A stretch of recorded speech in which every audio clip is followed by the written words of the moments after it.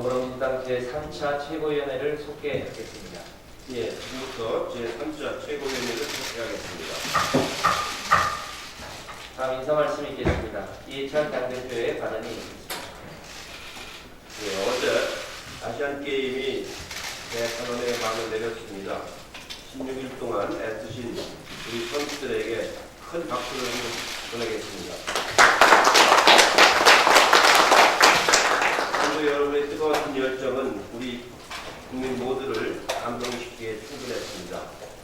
특히 남북 단일팀이 획득한 메달은 8,000명 기대에 큰 울림을 선사했습니다. 세계인에게 한반도 평화 의지를 전하는 평화의 메달로 기억될 것입니다. 장애인 아시안게임에도 많은 관심을 가져주시기 바랍니다. 오늘부터 2018년 정기국회가 대장정에 돌입을 합니다. 이번 정기국회는 협치, 경제, 평화, 저택 청산 이 네 가지 시대적 과제를 부여하고 있습니다.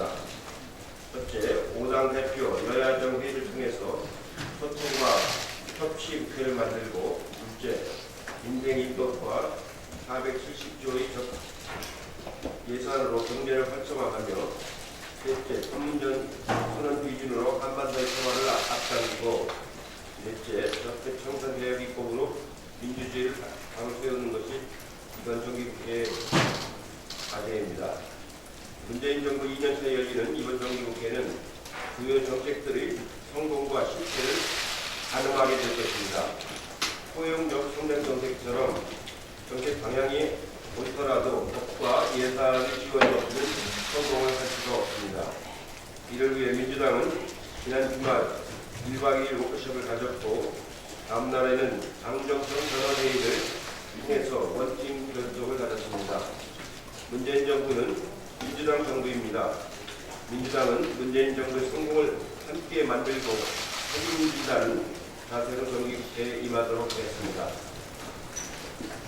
내일 모레 대북 특별사절단이 6개월 만에 평양을 다시 방문합니다. 이번 방문은 비핵화와 종전선언의 손을 두고 답보 상태에 있는 북미 대화에 새로운 돌파구를 마련하고 예정된 3차 남북 정상회담의 구체적인 일정을 논의하기 위해서 하는 것입니다.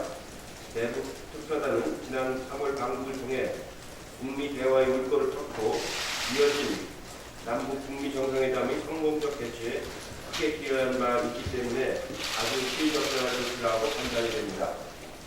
특히 우리 특사 파견을 북한이 즉각 수용했다는 점은 문재인 대통령에 대한 높은 신뢰와 함께 북미 관계에 있어 우리 국내의 역할을 기대하는 거라고 볼 수 있습니다. 이번 파견은 미국과의 긴밀한 조율을 통해서 이루어진 것으로 미국 역시 문재인 정부의 중재로 현재 얽혀 있는 국면을 풀고자 하는 것입니다. 남북이 그동안 다방면의 교류와 협력으로 신뢰를 쌓아온 만큼 이전보다 더 긴밀한 대화로 남북 북미 협상의 모멘텀을 살려갈 수 있게 하고 있습니다. 대한민국은 한반도 평화의 당사자인 동시에 중재자입니다. 문재인 정부와 더불어민주당은 평화를 향한 남북미 대화에 주도적으로 역할을 다할 것입니다. 야당도 제3차 남북 정상회담 이전에 판문점 선언 국회 비준 동의안을 처리해서 한반도 평화를 위한 남북사회에 적극 나눠줄 것을 요청을 드립니다. 정부가 여러 번의 부동산 규제 정책을 발표했음에도 불구하고 서울과 수도권 일부 지역의 아파트 가격이 계속 오르고 있습니다. 여러 가지 세제라든가 이런 대책을 강구하겠습니다만, 무엇보다도 더 중요한 것은 역시 공급을 크게 확대하는 것이 매우 중요합니다. 최근 정부가 발표한 세제 검토에 이어서 공급 대책을 빠른 시일 내에 제시해 줌으로써 부동산 시장을 안정화시키는 것이 매우 중요하다고 생각을 하고 있습니다. 저는 지난 30일 고위 당정협의회에서 30대 이상이거나 초호흡과 주택, 대해서는 종부세 강화를 검토하는 정부의 요청을 한 바가 있습니다. 종부세 강화 검토와 함께 공급 확대를 다시 한번 정부 측에 요청을 드리는 바입니다. 이상입니다. 네, 다음 홍영표 원내대표의 발언이 있겠습니다. 9월 정기국회법을 개원합니다. 앞으로 100일 동안 여야가 할 일이 참 많습니다. 오늘부터라도 여야가 만나 3월 임시국회에서 처리 못했던 법안 처리에 대한 논의를 다시 시작하겠습니다. 지난주 목요일 원내대표 회동에서 야당도 당리 당략을 떠나서 국민께 약속드린 만큼 민생경제 법안을 최대한 빨리 처리하자고 약속했었습니다. 이번 주라도 그 약속이 지켜질 수 있도록 여야가 뜻을 모으는 데 최선을 다하겠습니다. 이번 정기국회는 수모적인 경제국회가 아닌 생산적인 민생국회가 되도록 하겠습니다. 경제와 국민을 위한 미래는 여야가 수당적으로 협력할 것을 기대합니다. 우리 당은 의원 워크숍을 통해 정기국회에서 국민이 체감할 수 있는 입법과 예산의 성과를 만들기 위해 최선을 다하기로 의견을 모았습니다. 당정청 상임위 논의를 활성화시켜서 다음에서도 정기국회 차질 없이 대기하겠습니다. 야당도 민생 우선 국회를 만들겠다는 한 약속을 지켜주실 것을 기대합니다. 이번 정기국회가 100일의 협치 국회가 되기를 진심으로 기대합니다. 양승태 사법부의 사법농단과 관련해 검찰이 지난달 30일 신청한 압수수색 영장이 법원에서 또다시 무더기로 기각되었습니다. 이번 압수수색 영장은 양승태 대법원장 시절 법원 행정처가 전교조의 법의 노조 소송에 개입한 의혹을 수사하기 위해서 꼭 필요했습니다. 그런데도 법원은 납득하지 못할 이유로 고영한 전 법원 행정처장과 대법원 재판연구관실 등에 대한 압수수색 영장을 기각했습니다. 사법농단 사건과 관련한 법원의 영장 기각은 한두 번이 아닙니다. 지난 6월 사법농단 수사가 시작된 이후 검찰이 지금까지 신청한 압수수색 영장은 모두 208건입니다. 이 가운데 영장이 발부된 것은 고작 23건입니다. 기각률이 무려 88.9%입니다. 특히 양승태 전 대법원장과 박병대 전 법원 행정처장과 같은 핵심 관련자들에 대한 압수수색 영장은 모두 기각되었습니다. 그러나 2016년에는 검찰이 신청한 18만 9천여 건의 압수수색 영장 가운데 89.3%가 발부되었습니다.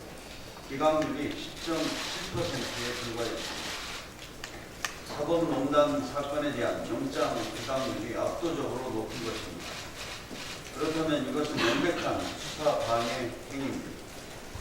법원이 사법농단의 진실을 밝히고 국민의 신뢰를 되찾으려는 의지가 있긴 한지 매우 의심스럽습니다.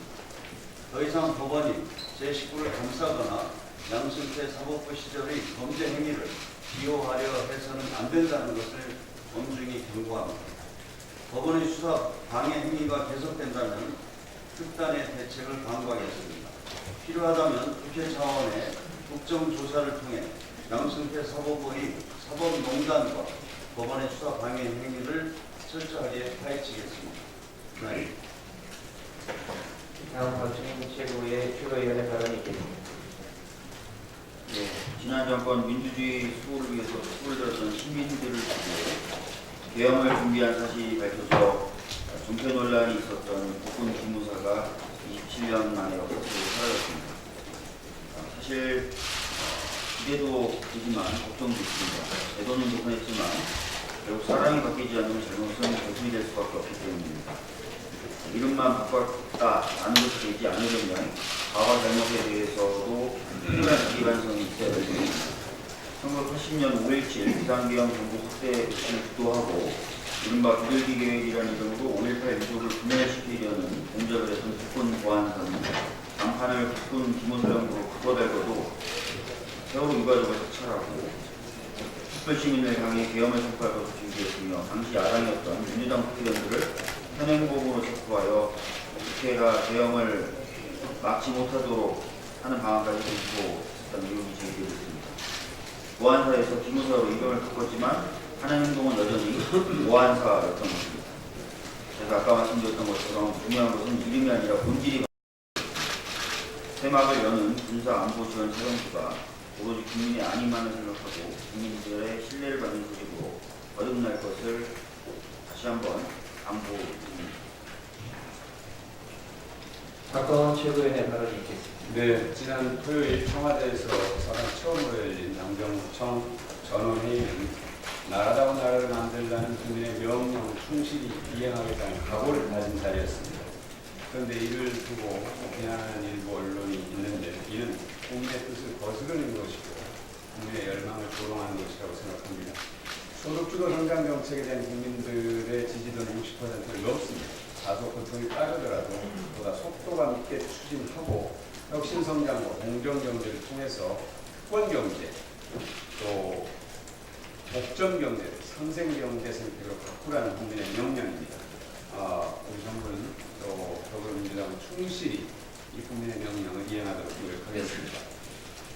가짜뉴스에 대한 국민의 우려가 점점 커지고 있습니다. 그리고 그 해악이 너무 심각해서 그걸 그대로 두고 봐서는 안 된다는 국민 여론이 매우 높습니다. 이번 정기국회에서 관련법을 반드시 통과시키려는 노력을 저희들이 하겠습니다. 가짜뉴스는 헌법이 조정한 표현의 자유가 아니고 사회통합 기반을 무너뜨리는 범죄 행위입니다.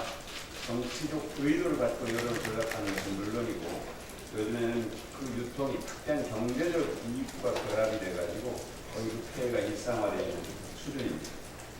독일과 같은 강력한 재정법을 만들어서 사후 처벌은 물론이고 살인 예방까지도 할 수 있는 그런 효과를 얻을 수 있도록 법 제정을 준비를 하도록 하겠습니다.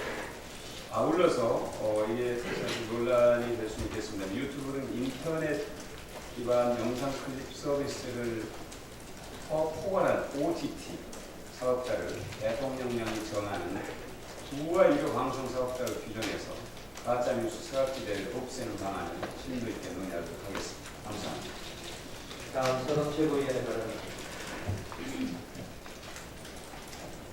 문재인 대통령이 토요일 청와대 당정청 회의에서 강력하고 지속적인 적폐 청산으로 정치를 밀어내고 공정하고 정의로운 대한민국을 만들어야 한다 이렇게 말씀하셨습니다. 이에 대해서 우리 야당은 경제와 일대 문제를 두고는 적폐 청산과는 집착하고 있다고 반박했습니다. 일자리와 적폐 청산은 정별개의 사안입니다. 분명한 것은 적폐 청산은 촛불시민의 명령이자 여야를 막론하고 완수해야 할 시대적 과제입니다. 적폐를 청산해야 강자를 비호하는 불합리한 제도와 관행을 끊어내서 바람직한 경쟁이 이루어지고 시장이 공평해지고 결국 불평등이 개선돼서 민생이 활성화될 것을 생각합니다.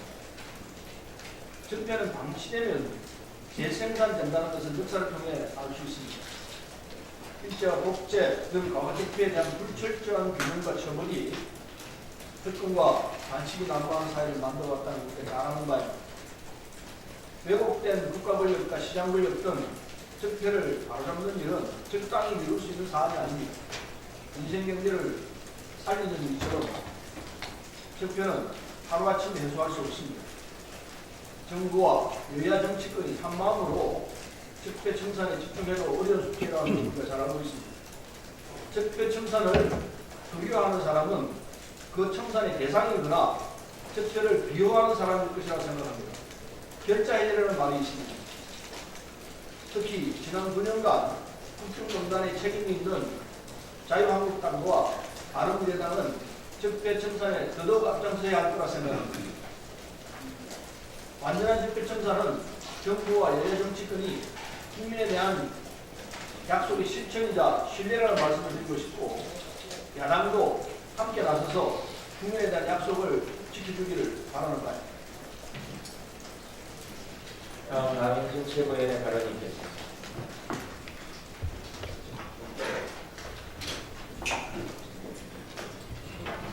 네, 네, 지난 주말 제가 의원 워크숍과 또 당정청 전원회의를 통해서 소득주도 성장 정책에 대해서 다시 한번 저희가 의견을 모으고 좀 더 발전시켜 나가는 그런 논의가 있었습니다. 그동안 우리가 과거에 투자 중심의 과거 경제 패러다임을 넘어서서 이제는 소득주도 성장, 혁신 성장, 공정 경제를 흔들림 없이 실행 나가려고 합니다. 문재인 정부의 경제 정책 방향이 소득주도 성장, 일자리 중심 경제, 공정 경제, 혁신 성장인데요. 저성장과 양극화의 동시국법을 위해서는 분배와 성장의 선순환을 이루는 사람 중심의 지속성장으로 경제정책의 패러다임을 대전환해야 한다라고 하는 것은 문재인 정부의 흔들림 없는 기조고 민주당의 원칙입니다. 따지고 보면 사실은 경제성장이라고 하는 것은 목적이 아니라 수단에 사실은 불과합니다. 문재인 정부가 경제정책의 중점을 국민의 인간다움의 삶, 기본생활 보장에 두고 가계소득 증대를 성장의 새로운 원동력으로 활용하려는 소득주도 성장은 정말 올바른 방향이고 속도감 있게 강도 높게 추진해야 합니다. 최저임금 일반적 시급의 달성은 소득주도 성장 정책의 전부가 아니라 사실 일부라고 하는 점을 다시 한번 저희가 상기를 하고자 합니다. 공공임대주택의 공급 확대를 통한 주거비의 증가나 건강보험 보장률 70% 달성을 목표로 하는 문재인 케어를 통한 의료비 건강을 비롯해서 교통비, 통신비, 교육비 등 핵심 생계비 건강 정책도 이번 정기 국회를 통해서 반드시 확보를 해나가도록 그렇게 하겠습니다. 그리고 영세 소상공인의 부담 완화를 위해서 일자리 안정 자금 지원을 늘리고 또 카드 수수료 인하만 임대료 부담 완화, 또 공정 질서 확립 등 경제력 제고도 내실 있게 이번 정기회를 통해서 추진하고자 합니다. 뿐만 아니라 소득분배 개선도 더욱 적극적으로 추진해야 합니다. 특히 분리기초생활 고양이분자의 기준에 대한 단계적 완화 내지는 폐지, 또 청년수당이나 청년 구직수당 도입, EITC 대상 및 지급의 지속 확대, 또 기초요금에 대한 단계적 인상 이런 것을 통해서 적극적으로 우리의 소득을 국민의 맞춤형 소득을 확대해 나가도록 하겠습니다. 네, 이상입니다. 네, 이것으로 회의를 비공개로 전환하겠습니다. 여러분의 협조를 부탁드립니다.